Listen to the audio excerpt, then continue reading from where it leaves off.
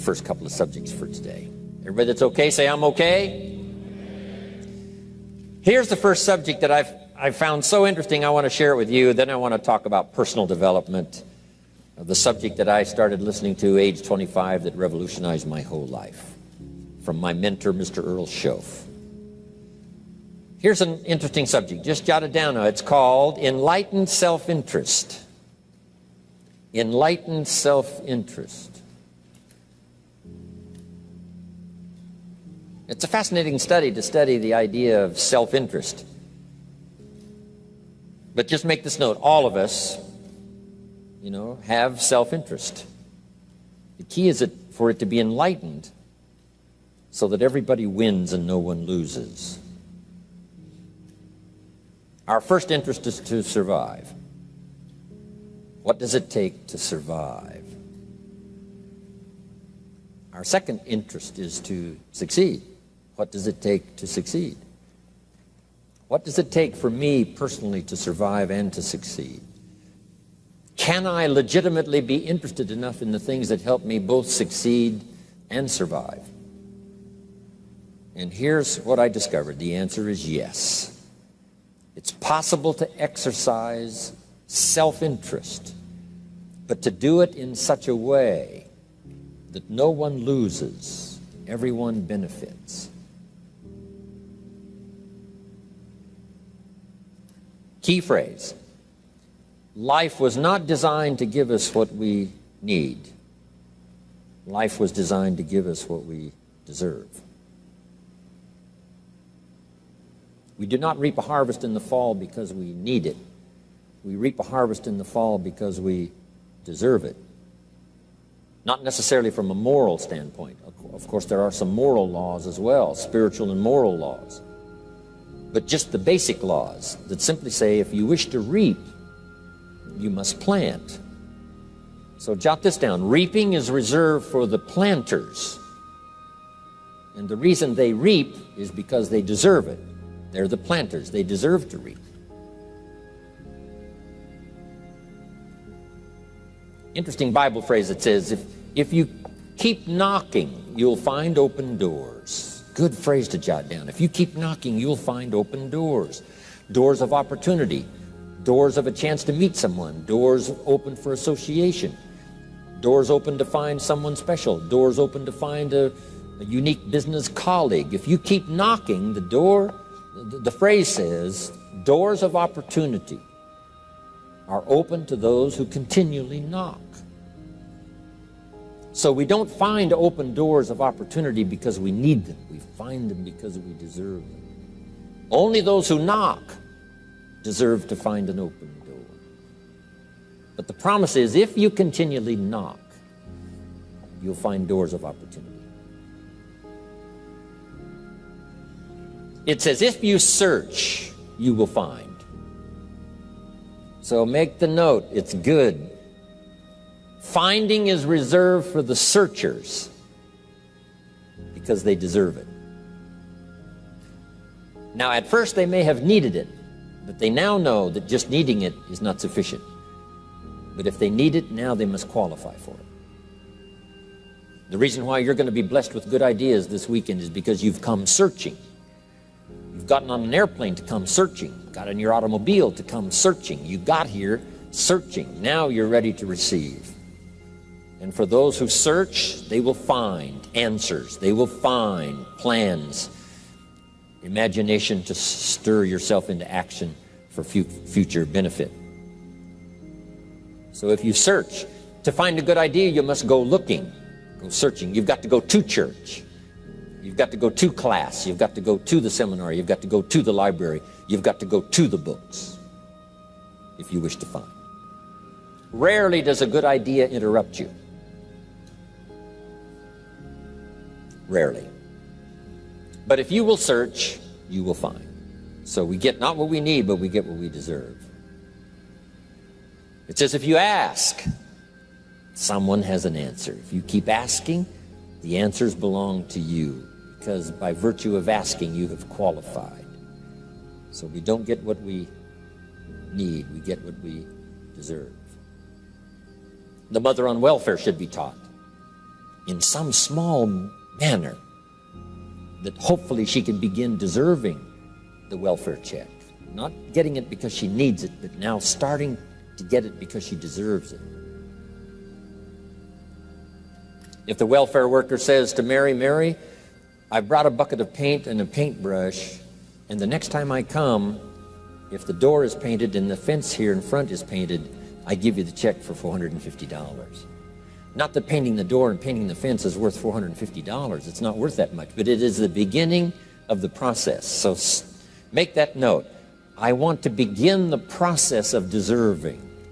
What would that be? What process should I begin engaging in to deserve good health, to deserve a good relationship, to deserve prosperity, to deserve an enterprise, to deserve the opportunity to build a city?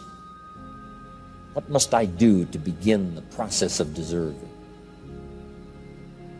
So now the welfare worker comes back and the door is painted and the fence is painted, and now Mary gets the $450 to help take care of her children, not because she needs it, but because she's beginning to deserve it. Then the welfare worker thinks of some other project. She said, Mary, if these weeds are gone and this little garden is cultivated, when I come back, now that the door is painted and the fence is painted, if the weeds are gone and this little garden is cultivated, you get the $450. And step by step, a new life is emerging, learning the process of deserving it, not just needing it. We teach our children at home, right? Child says, I need $10. So that language doesn't work here.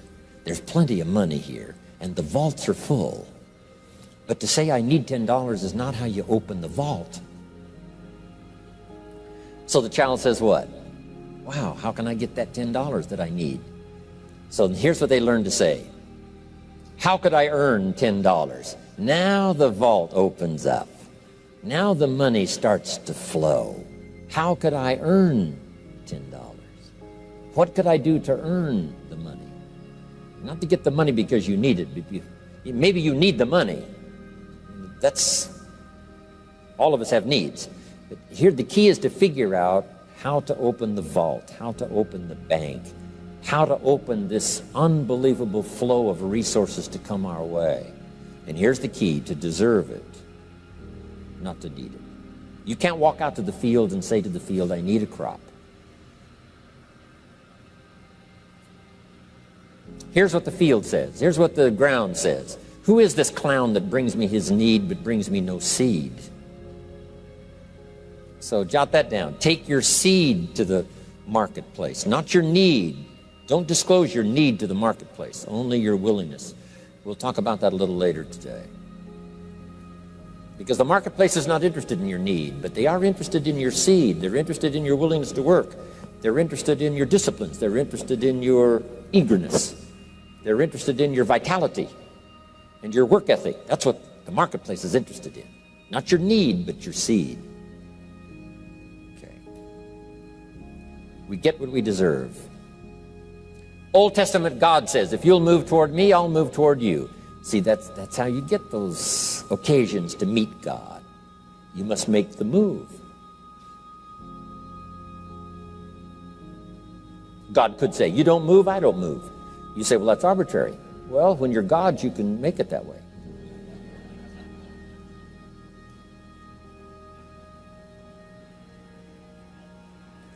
So, the law says if you wish to receive, now let's talk about enlightened self-interest. If you wish to receive, and we would call the wish to receive self-interest.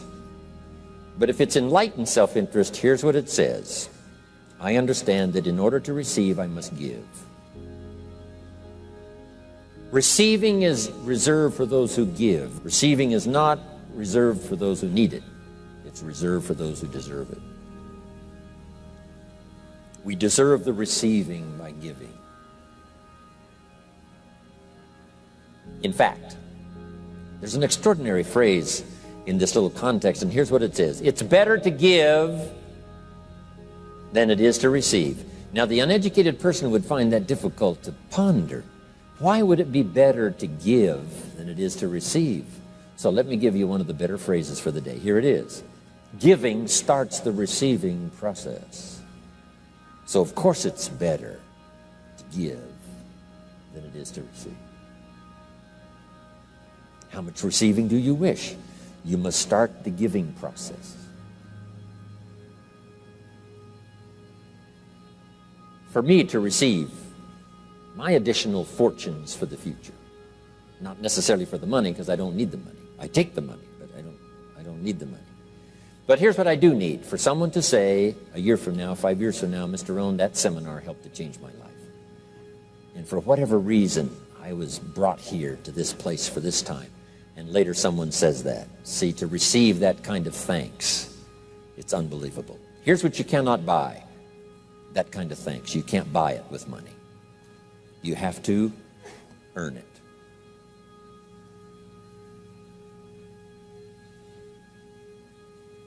Now let's expand a little further now. It's called the law of riches and wealth.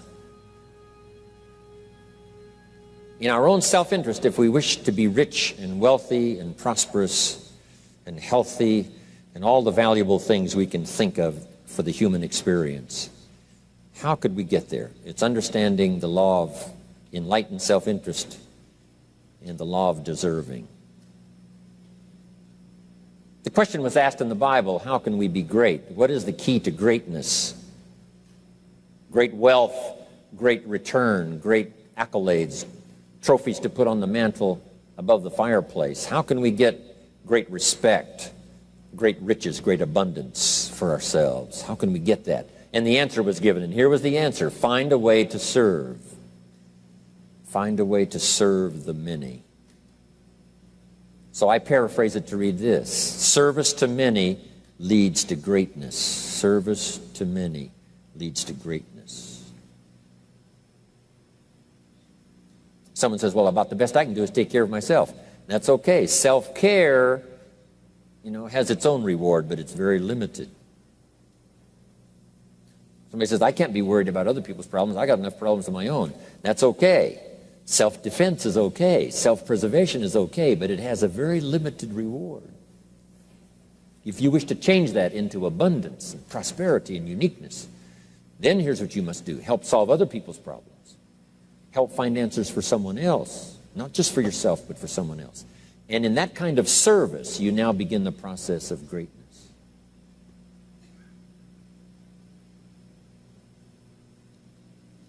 Someone asked the question, how can I be ruler over many? How could I manage a lot of people? How could I be the leader of a vast movement or enterprise? Here was the answer: nothing wrong with that wish. We call that self-interest of the highest kind. Wishing to be the manager, the ruler, wishing to be presiding over many people. Here was the answer: be faithful when the amounts are small. Be faithful when there's just a few. Be disciplined when there's only a few. That starts to entitle you to someday be ruler over many. You say, well, if I had a big organization, I'd really run it with a strong hand and I'd be a fabulous leader. But I've only got a few and I don't know where they are. See, that's not going to work. If you wish to preside over riches, you must start when the amounts are small. Someone says, oh, if I had a fortune, I'd really take good care of it, but I've only got a paycheck, I don't know where it goes. See, not knowing where it goes disqualifies you now for presiding over the fortune. We've all heard that, right? I don't know where it all goes. Did you ever hear that expression? Oh, we'd love to have you run the company. You don't know where it all goes. Somebody says, it just gets away from me. Oh, we'd love to have you run the world, right? It just gets away from you.